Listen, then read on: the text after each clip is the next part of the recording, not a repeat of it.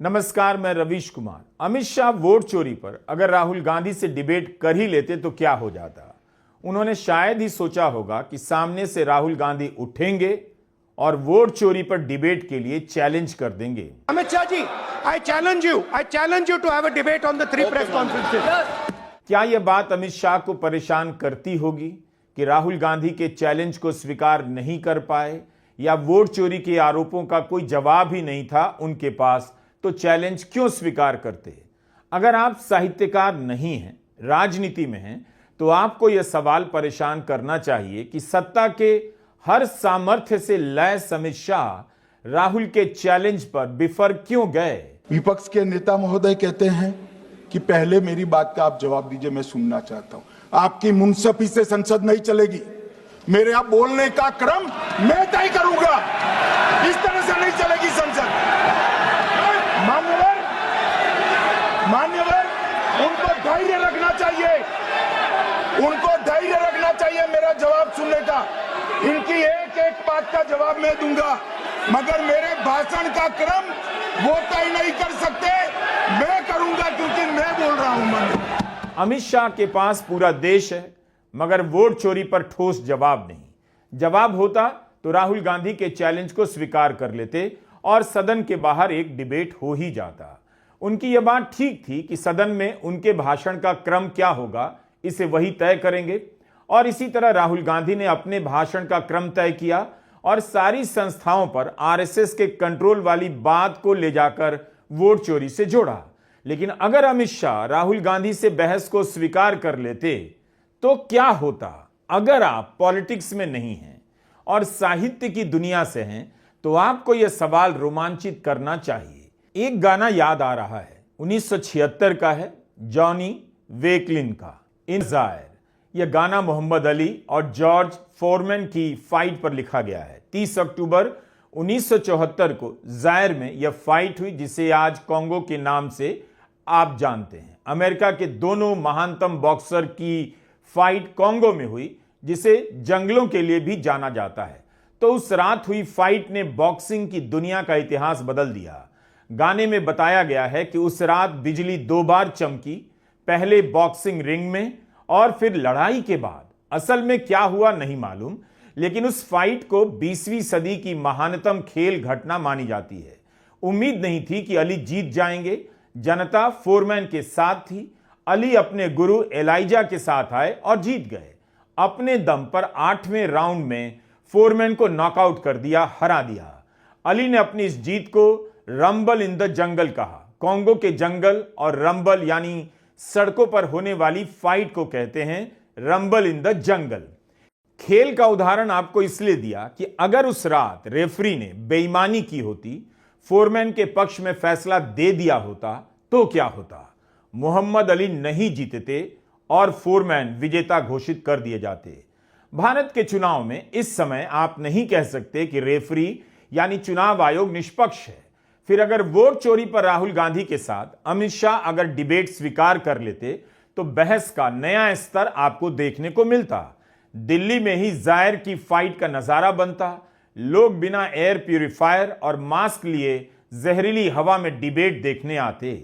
राहुल गांधी को बॉक्सिंग आती है, इसका मतलब यह नहीं अमित शाह उन्हें मोहम्मद अली समझ लें। अमित शाह चुनाव जीतने में माहिर हैं, इसका मतलब यह नहीं कि अमित शाह की तुलना मोहम्मद अली से कर दी जाए। हो सकता है उन्हें यह तुलना पसंद भी ना आए, लेकिन तथ्य यही है कि अमित शाह ने राहुल गांधी की तुलना में कई गुना ज्यादा चुनाव जिताए हैं। मगर प्रश्न है कि क्या उन चुनावों में बराबरी थी, फ्री एंड फेयर चुनाव हुए, मीडिया के जरिए किस तरह का खेल खेला गया। बॉक्सिंग, अकीडो और जिजित्सु जानने वाले राहुल गांधी भले चुनाव ना जीत रहे हों, मगर वोट चोरी के मामले पकड़कर उन्होंने चुनाव आयोग और बीजेपी को बॉक्सिंग रिंग में घेर लिया है।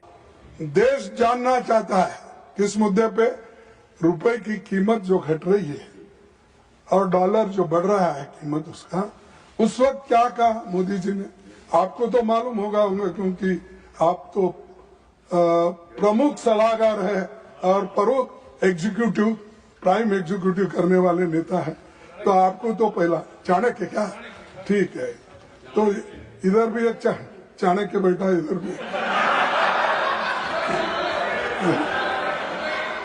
राहुल गांधी ने वोट चोरी को लेकर अपनी प्रेस कॉन्फ्रेंस में विस्तार से बताया है और संसद में भी उसकी चर्चा की। अपनी चर्चा के दौरान उन्होंने चुनाव सुधारों के लिए अलग से 3 सवाल रखे। बड़ा सवाल यह था कि चुनाव आयुक्त की नियुक्ति में चीफ जस्टिस को हटाया गया, विपक्ष की आवाज दबा दी गई, इस कानून को अब वापस लिया जाए। बीजेपी के सांसद रविशंकर प्रसाद एक उदाहरण देते हैं।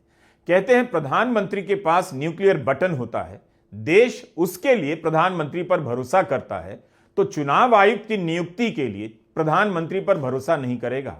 यह तर्क बेकार है। इस तर्क के आधार पर फिर विपक्ष भी देश में नहीं होना चाहिए, मीडिया को भी देश में नहीं होना चाहिए। देश को सिर्फ एक काम करना चाहिए, प्रधानमंत्री का चुनाव करना चाहिए, प्रधानमंत्री पर भरोसा करना चाहिए। रविशंकर प्रसाद यही बता देते कि न्यूक्लियर बटन नरेंद्र मोदी के पास रहते हुए भी इंडिगो ने लाखों यात्रियों को कैसे पैदल कर दिया, उनकी आवाज कौन उठाएगा? इन सब उत्तरों से साफ है कि बीजेपी के पास ठोस जवाब नहीं। अमित शाह का भाषण सुनकर लगा भाव खूब हैं, तथ्य भी हैं, मगर यहां वहां से बचकर निकलते हुए तथ्य हैं। अमित शाह ने अपने भाषण के दौरान भारतीय परंपरा के सबसे सम्मानित और हर पल याद किए जाने वाले रिश्तेदार को याद कर लिया, जिसे कुछ लोग गाली मानते हैं। राहुल गांधी ने उस शब्द का जिक्र करते हुए ट्वीट किया। अमित शाह घबरा गए। सोशल मीडिया में अमित शाह का वह हिस्सा वायरल है, लेकिन उतना महत्वपूर्ण नहीं है। जब इस देश में कोई संस्था ही नहीं बची तो एक गाली को लेकर क्या लड़ना? उस गाली को पूरी आजादी मिलनी चाहिए। लेकिन उस शब्द के इस्तेमाल से मुझे कुछ देर के लिए उम्मीद हो गई कि अमित शाह स्ट्रीट फाइट वाले नेता हैं, राहुल गांधी के साथ डिबेट के लिए तैयार हो जाएंगे। ताकतवर नेता के रूप में देखे जाने वाले अमित शाह इस बात को कैसे पचा पा रहे होंगे कि सब कुछ होते हुए भी राहुल से डिबेट नहीं कर पाए। उनके पास क्या नहीं है? पावर है, हजारों करोड़ रुपए का चंदा है, मंत्री, मुख्यमंत्री, लाखों कार्यकर्ता, दीवार, जंजीर, कश्मीर फाइल्स, केरला फाइल्स, धुरंधर, दर्जनों फिल्मों का सपोर्ट है। लेकिन राहुल गांधी के आरोपों पर डिबेट नहीं कर पाए। भले अमित शाह के पास जावेद अख्तर नहीं, लेकिन कोई कृष्ण मुरारी शर्मा इस तरह के संवाद लिखने वाला मिल ही जाता कि भ्राता तुम ताम्रपत्र पर हस्ताक्षर करोगे या नहीं, और भ्राता याचना करता मुझे कांग्रेस से बीजेपी में ले चलो, मगर कारागार मत भेजो। विपक्ष के खेमे में और कभी कभी बीजेपी के नेता भी अमित शाह का विवरण इसी तरह देते हैं जैसे उनसे हर कोई डर जाता हो। बीजेपी, आईटी सेल और गोदी मीडिया सब मानते हैं कि राहुल गांधी कमजोर नेता हैं, उन्हें बोलना नहीं आता।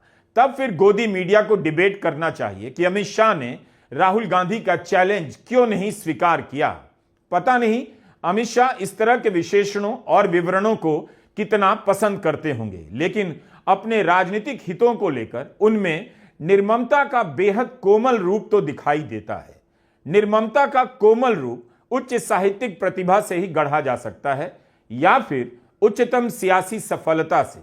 लेकिन अब स्थिति बदल गई है। जब विजेता की जीत पर सवाल उठ जाए, उस जीत का मान नहीं रह जाता। अमित शाह जानते हैं चोरी का आरोप छोटा नहीं होता, उनकी सफलता की विश्वसनीयता दांव पर है। राहुल गांधी ने उनके सामने कहा है, वोट चोरी से आप लोग सत्ता में हैं। Vote chori is an anti-national act, and those across the aisle are doing an anti-national act. By saying that the biggest anti-national act you can do is vote chori. There is no bigger anti-national act that you can do than vote chori. Because when you destroy the vote, you destroy the fabric of this country. You destroy modern India, you destroy the idea of India. So I'd like to conclude by saying vote chori is an anti-national act, and those across the aisle are doing an anti-national act. क्या अमित शाह के पास इसका शानदार मौका नहीं था कि राहुल गांधी के साथ डिबेट के चैलेंज को स्वीकार कर लेते? दिल्ली में ना सही, यह डिबेट कांगो के जंगलों में ही हो जाता, जहां फोरमैन और अली के बीच ऐतिहासिक फाइट हुई। हम सभी देख रहे थे कि अवैध रूप से इलेक्टोरल बॉन्ड लाया गया, उसके जरिए बीजेपी को कई हजार करोड़ का चंदा मिला। यह पहली गैर बराबरी थी। गोदी मीडिया का रोल भी इस गैर बराबरी को बड़ा करने में है, और अब चुनाव आयोग पर सवाल उठ रहा है। 2024 आता है और चौंकाने वाली फिगर, सभापति महोदय 3,562 करोड़ से बढ़कर के भाजपा के खातों में कितने पैसे भाजपा के अकाउंट में है? 10,107 करोड़ रुपया, 10,107 करोड़ रुपया, और कांग्रेस के 133 करोड़ रुपया। 75 गुना भाजपा के पास में कांग्रेस से ज्यादा पैसे बैंक अकाउंट के अंदर हैं। तो किस तरीके से लेवल प्लेइंग फील्ड है, किस तरीके से विपक्ष जो है सत्ताधारी पार्टी का मुकाबला करेगी, और रेशियो क्या है? 99:1 का रेशियो। दिसंबर 2024 में जब Punjab and Haryana high court ने आदेश दिया कि हरियाणा विधानसभा के सीसीटीवी फुटेज, चुनाव की वीडियोग्राफी, फॉर्म 17C 6 हफ्ते के भीतर महमूद प्राचा को दिया जाए, तो 10 दिन के भीतर कानून मंत्रालय आदेश जारी करता है। कंडक्ट ऑफ इलेक्शन रूल्स 1961 के नियम 93 में संशोधन कर देता है कि चुनाव से जुड़े इलेक्ट्रॉनिक दस्तावेज जैसे वीडियो रिकॉर्डिंग, सीसीटीवी फुटेज सार्वजनिक नहीं किए जाएंगे। 45 दिनों के भीतर याचिका दायर करनी होगी। 45 दिन के बाद आप इसकी मांग नहीं कर सकते। कर्नाटका के केस में आपने देखा 2 साल बाद वोट चोरी का मामला सामने आया, तब 45 दिन के नियम का क्या मतलब रह जाता है? Punjab and Haryana high court ने एक आदमी को दस्तावेज देने के लिए कहा तो चुनाव आयोग ने नहीं दिया। अमित शाह का यह कहना कि लाखों बूथ का सीसीटीवी फुटेज बिना कारण के अगर हर नागरिक मांगने लगेगा तो कौन सा चुनाव आयोग दे सकता है? यह तर्क जमता नहीं है। आपने एक को वीडियो फुटेज नहीं दिया महमूद प्राचा को, आप हर नागरिक के बजाय राजनीतिक दलों को बूथ का वीडियो फुटेज दे सकते थे, मगर इसकी नीयत थी नहीं और नष्ट करने का औचित्य तो समझ ही नहीं आता। अगर आयोग चाहता तो सारी फुटेज वेबसाइट पर डाल देता, जहां से कोई भी ले सकता था, देख सकता था। कि 45 दिन के बाद कोई डिस्प्यूट की प्रोविजन ही नहीं है एक्ट में, तो 45 दिन के बाद ये सीसीटीवी फुटेज क्यों रखना चाहिए? अब इतनी सादी समझ नहीं है सब। मैं क्या कर सकता हूं? सब समझ के कोई इंजेक्शन नहीं होते जो भड़ाम से दे दिया। मान्यवर, ये धारा 81 1951 से है, मगर पहले पर्चियों से होते थे तो पर्ची के लिए थी। अब सीसीटीवी फुटेज का कैमरा आ गया तो सीसीटीवी फुटेज ऐड कर दिया। मान्यवर, उन्होंने कहा, और इस वक्त जब सीसीटीवी फुटेज जब प्रक्रिया में ऐड किया, तब स्पष्ट चुनाव आयोग ने कहा था कि सीसीटीवी रिकॉर्डिंग संवैधानिक दस्तावेज नहीं है, ये आंतरिक प्रबंधन है। किस चीज का आंतरिक प्रबंधन? कि चुनाव सीज होने के बाद कोई पुनः मतदान की अर्जी करता है कि भाई ये मतदान मथक में चुनाव ठीक नहीं हुआ, तो चुनाव आयोग जो निर्णय करता है वो सीसीटीवी फुटेज के आधार पर करता है। तो वीडियो रिकॉर्डिंग आंतरिक प्रबंधन के लिए, संवैधानिक दस्तावेज नहीं है। यह तो और भी विचित्र बात है। बूथ के आसपास लूट ना हो, गड़बड़ी ना हो, इसके लिए वीडियो रिकॉर्डिंग की जाती है। उम्मीदवार के प्रचार की रिकॉर्डिंग की जाती है कि खर्चा सही से किया जा रहा है या नहीं, या प्रचार के नियमों का पालन हो रहा है या नहीं। अगर कोई चुनाव आयोग पर शक करे तो इस वीडियो की मांग क्यों नहीं कर सकता है? अमित शाह ने एक और संदर्भ नहीं बताया कि जब महाराष्ट्र में 5 बजे के बाद पोलिंग बूथ पर भीड़ बढ़ने की अफवाह उड़ी, तब सीसीटीवी फुटेज का सवाल उठा कि लाइए हम भी देखना चाहते हैं कि हर पोलिंग बूथ पर कितने लोग आ गए थे, जिन लोगों ने वोट किए। और 5 बजे के बाद जो वोटिंग हुई है, राहुल गांधी ने अपनी प्रेस कॉन्फ्रेंस में सवाल उठाया कि संभव ही नहीं है कि इतने कम समय में इतने लोगों की वोटिंग हो जाए। हम टेक्नोलॉजी की बात कर रहे हैं और हम चुनाव के डेटा को 45 दिन से ज्यादा नहीं रख पा रहे।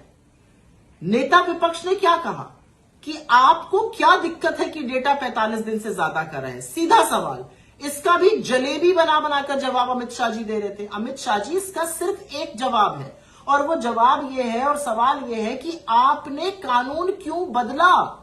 आपने कानून को बदला जिससे कि 45 दिन से ज्यादा वो फुटेज ना रखी जा सके। आपने कहा कि भाई चुनाव में 45 दिन तक आप आपत्ति दर्ज कर सकते हैं। मान लीजिए कुछ चीजें बाद में निकल कर आ रही हैं, तो आपने तो जो मूल एविडेंस, जो प्राइमरी एविडेंस है, उसी को खत्म कर दिया। भाई इलेक्शन कमीशन इस बात का जवाब नहीं दे पा रहा है कि 7, 8, 9, 10% वोट शेयर कैसे, वोट मतदान जो है वो कैसे बढ़ जा रहा है, और उसका जवाब सीसीटीवी फुटेज देख के सामने आ जाएगा। जिस तरह से महाराष्ट्र में बढ़ा, 2-3 बजे तक सुबह लाइन में लोगों को लगा रहना चाहिए था, लेकिन सीसीटीवी फुटेज डिस्ट्रॉय कर दी गई। आप लोगों ने कानून बनाया कि पहले लोगों के हाथ डेटा ना आए, चुनावी डेटा उनसे अलग किया जाए और फिर सीसीटीवी फुटेज डिलीट की जाए। अमित शाह ने इस पर भी कुछ नहीं कहा कि असम में आईआर हो रहा है और पूरे देश में एसआईआर हो रहा है। अमित शाह ने एसआईआर के लिए जो बीएलओ एसआईआर के दौरान मारे गए हैं उनके बारे में भी कुछ नहीं कहा। अभी भी आज के इंडियन एक्सप्रेस में खबर है कि यूपी के निर्वाचन अधिकारी ने एसआईआर की तारीख और बढ़ाने की मांग की है। गोदी मीडिया आपको इस तरह से नहीं बताएगा, बार बार याद नहीं दिलाएगा। राहुल गांधी ने मशीन से पढ़ने वाली मतदाता सूची देने का सवाल उठाया। अमित शाह ने इस पर कुछ नहीं कहा। अगर आप मतदाता सूची की हार्ड कॉपी देंगे, जैसे पेपर वाली कॉपी देंगे, तो चुनाव भी बैलेट पेपर से करा लीजिए। मशीन पर इतना भरोसा करते हैं और मशीन से पढ़ी जा सकने वाली मतदाता सूची भी नहीं देते। No Prime Minister has done this in the history of India. In December 2023, this government changed the law. They changed the law to make sure that no election commissioner could be punished for any action they take while they are election commissioner. Immunity. Why would the Prime Minister and Home Minister give this gift of immunity to the election commissioner? Why would they need to give this tremendous gift that no Prime Minister has given ever before to the election commissioner? Mr. Shah is looking into the ceiling. Maybe he will answer this question when he speaks. इस पर अमित शाह ने जवाब दिया कि CEC को यह छूट 2003 में ही दी गई। चुनाव आयोग के अधिकारियों को representation of the people act 1950 में इम्यूनिटी मिली थी। मोदी सरकार ने इसे बस representation of the people act 1951 के एक्ट में जोड़ा। क्या अमित शाह का यह सही जवाब है?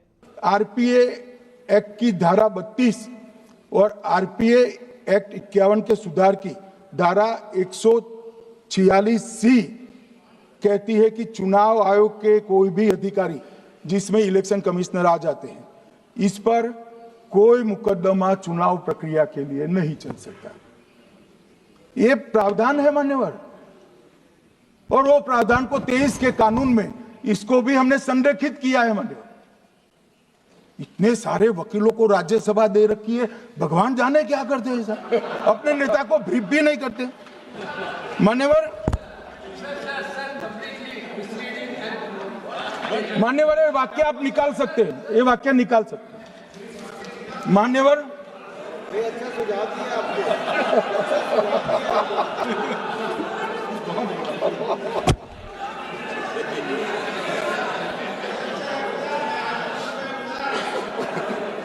मान्यवर फिर ये सब हो रहा कल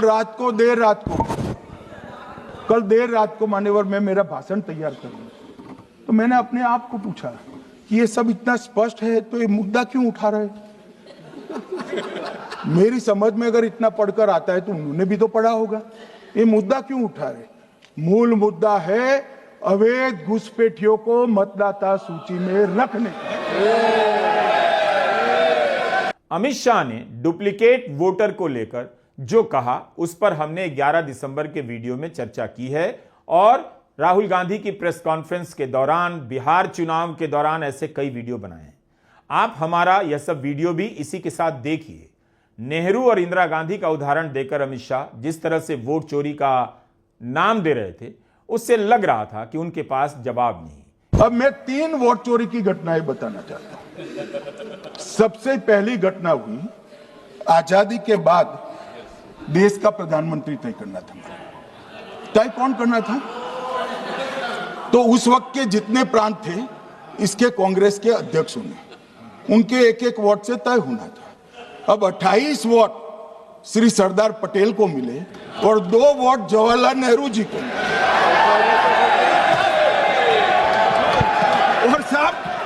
और साहब प्रधानमंत्री जवाहरलाल जी बने।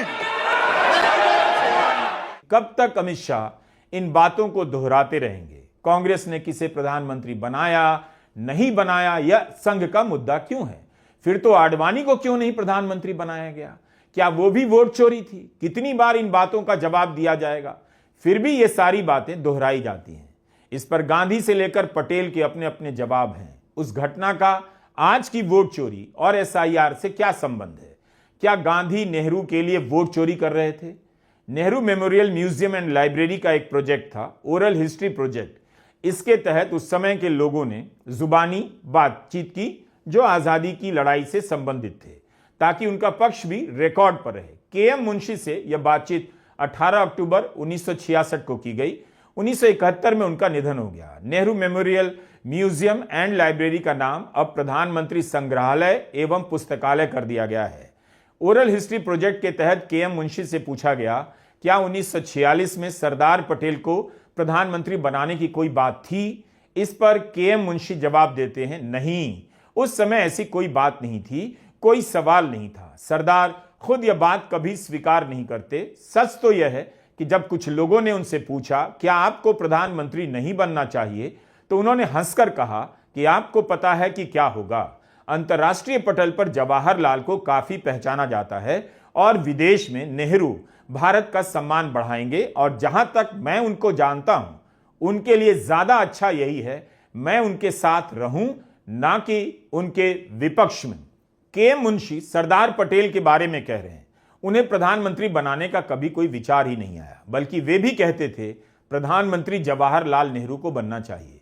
अमित शाह इतिहास को कहां से कहां घुमा देते हैं। इसी से लगता है उनके पास वोट चोरी के जवाब नहीं।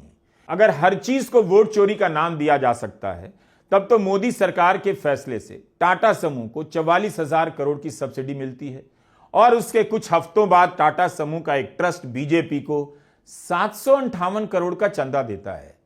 क्या यह भी वोट चोरी है?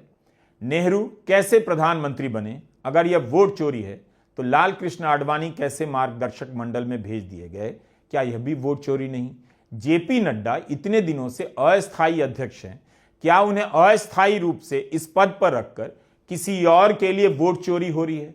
किसी और को अध्यक्ष बनने से रोका जा रहा है? इन उदाहरणों से भाषण में जोश आ सकता है, लेकिन ये वोट चोरी के जवाब नहीं हो सकते। माननीय अध्यक्ष जी, मैं स्पष्ट करना चाहता हूं, संसद ये देश का चर्चा का सबसे बड़ा पंचायत है, और हम भाजपा वाले, एनडीए वाले चर्चा से कभी नहीं भागते। कोई भी मुद्दा हो, संसद के नियमों के अनुसार चर्चा के लिए हम तैयार रहते हैं।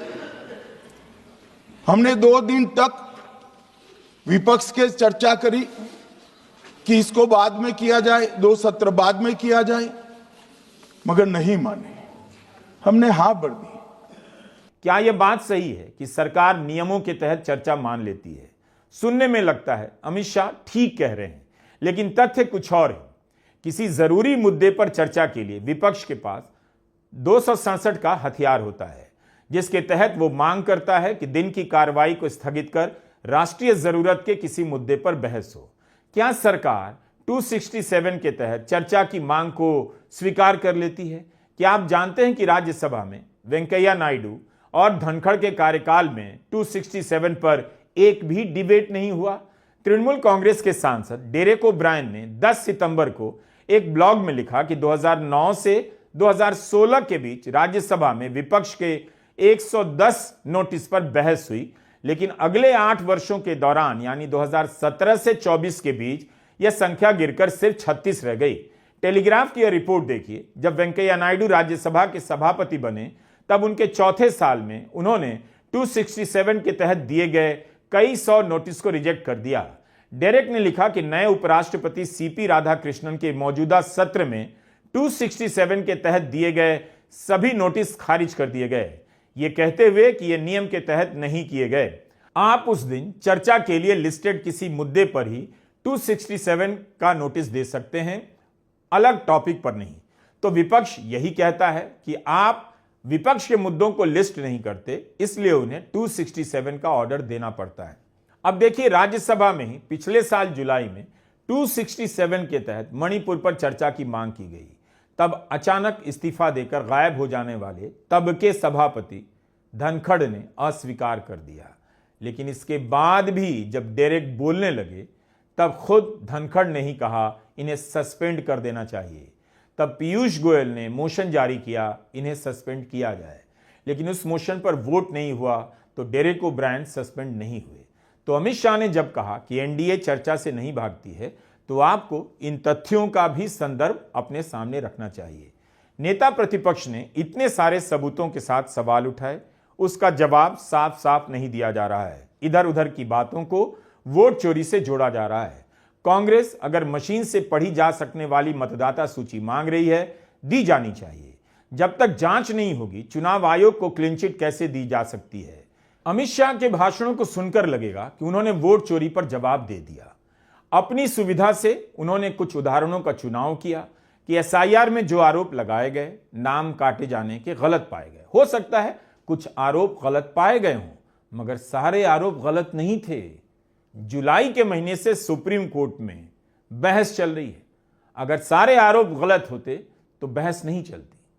क्या यह सच नहीं कि जो लोग जिंदा थे उनके नाम मरने वालों की सूची में आ गए तो उन्हें भी कोर्ट के सामने पेश किया गया था? अमित शाह ने इसका जिक्र नहीं किया। भारत आईटी सेक्टर में माहिर माना जाता है और उसका चुनाव आयोग कहे कि उसके पास डुप्लीकेट वोटर पकड़ने का सॉफ्टवेयर अच्छा नहीं है, इससे शर्मनाक क्या हो सकता है? आयोग के पास अगर सॉफ्टवेयर नहीं है तो किसी और के पास हो सकता था। क्या इतना मुश्किल है इसे हासिल करना? आयोग की यह बात समझ से बाहर है। विपक्षी दलों के पास उतना संसाधन नहीं और मशीन से पढ़ा जा सकने वाला वोटर लिस्ट नहीं दिया जाता। इन आरोपों का जवाब यह नहीं कि हो सकता है पहले भी बूथ लूटे जाते थे। वोट चोरी के आरोपों का जवाब आज के सबूतों से दिया जाना चाहिए।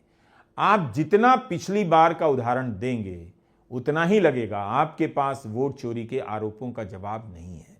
इसके लिए आपके पास सारी ताकत है, सारा देश है, मगर राहुल गांधी से इस मुद्दे पर डिबेट करने का साहस नहीं। इसलिए अमित शाह चैलेंज स्वीकार नहीं करते हैं। मोहम्मद अली और फोरमैन की फाइट होते होते रह गई। अमेरिका की तरह डिबेट की मांग बीजेपी ही करती थी। लगता था उसके पास प्रवक्ता हैं, वक्ता हैं और विपक्ष के पास नहीं है। कांग्रेस भी हमेशा चुप रह जाती थी। जब से कांग्रेस के बड़े नेताओं ने उठकर डिबेट के लिए चैलेंज देना शुरू किया है, बीजेपी पीछे हटने लगी है। शायद अब बीजेपी अमेरिका की तरह चुनाव नहीं चाहती होगी। कहीं ऐसा तो नहीं कि चीन और रूस के चुनावों का गहन विशेष अध्ययन किया जा रहा है। नमस्कार, मैं रवीश कुमार।